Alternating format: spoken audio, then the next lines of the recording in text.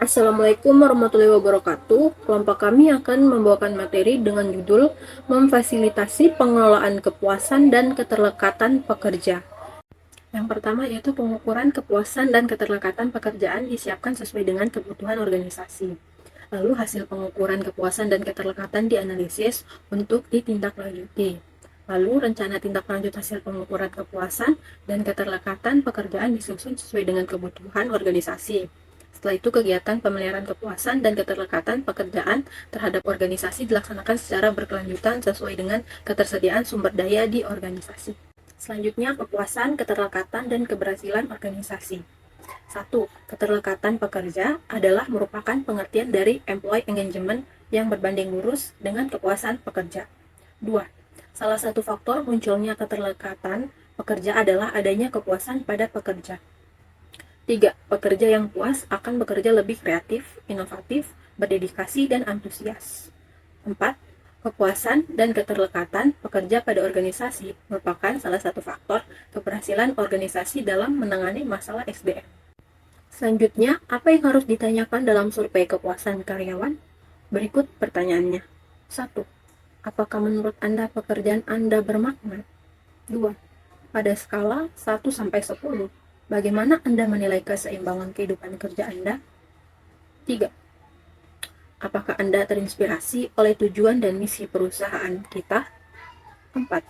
Apakah Anda menyukai budaya perusahaan kita? 5. Pada skala 1-10, seberapa besar kemungkinan Anda merekomendasikan perusahaan kita sebagai tempat yang baik untuk bekerja? 6. Secara hipotesis, jika Anda berhenti besok, apa alasan Anda? 7. Apakah Anda merasa dihargai di tempat kerja Anda? 8.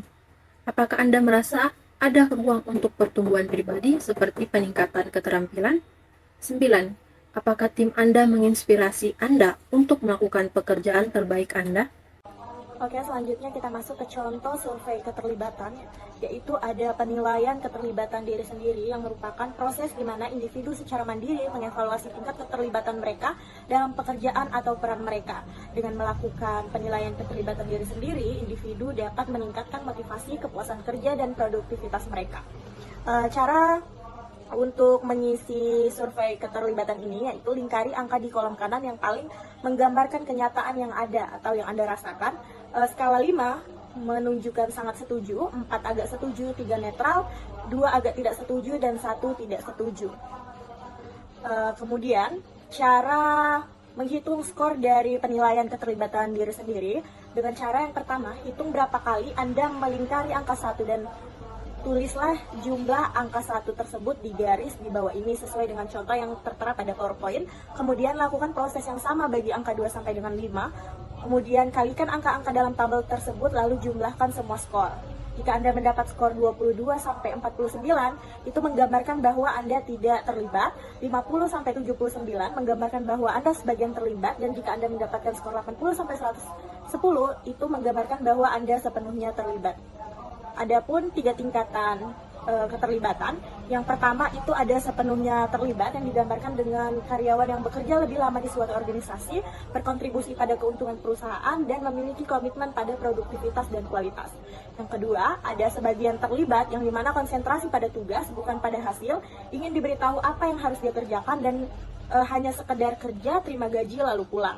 Yang terakhir ada tingkat keterlibatan tidak terlibat, yang mana karyawan itu cenderung menebarkan benih negativitas, menyabotase kemajuan, serta mengekspresikan ketidakpercayaan pada dan permusuhan. Selanjutnya, bagaimana cara meningkatkan keterlibatan karyawan?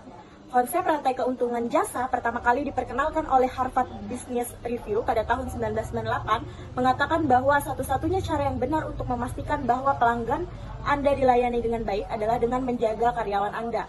Kepuasan sangat dipengaruhi oleh nilai pelayanan yang diberikan kepada pelanggan. Kepuasan karyawan yang pada hakikatnya dihasilkan dari layanan dukungan berkualitas tinggi dan kebijakan yang memungkinkan karyawan memberikan hasil kepada pelanggan. Kuncinya adalah memulai secara internal. Ketika Anda menciptakan lingkungan di mana karyawan bahagia, produktif, mandiri, dan bersemangat dengan apa yang mereka lakukan, maka mereka akan memberikan layanan pelanggan yang lebih baik. Faktor kunci keterlibatan karyawan. Pengembangan diri. Dalam lingkungan pekerjaan, karyawan sebaiknya diberikan kesempatan untuk mengembangkan diri mereka, agar mereka tidak menemukan pekerjaan itu monoton dan akhirnya melakukan pekerjaan tersebut. Umpan balik, komunikasi berkelanjutan. Karyawan tentunya yang mengetahui apakah pekerjaan yang mereka lakukan sudah sesuai dengan standar perusahaan atau tidak. Kemudian pengakuan, kekuatan alat peraga. Selain umpan balik, karyawan juga tentunya ingin mendapatkan pengakuan daripada manajer atau petinggi-petinggi mereka. Karena itu sebaiknya manajer itu sendiri memperhatikan dan memberikan pengakuan kepada mereka yang memang berhak mendapatkannya, agar juga dapat memotivasi karyawan untuk melakukan yang lebih baik lagi ke depannya. Hubungan dengan teman sebaya.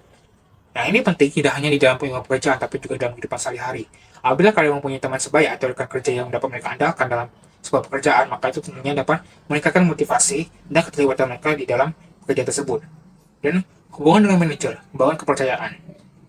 Hubungan dengan manajer juga penting untuk dijaga, karena selain membangun kepercayaan, juga bisa menurunkan rasa tegang antara manajer dan karyawan, sehingga kalian dapat lebih nyaman bekerja dalam sebuah pekerjaan.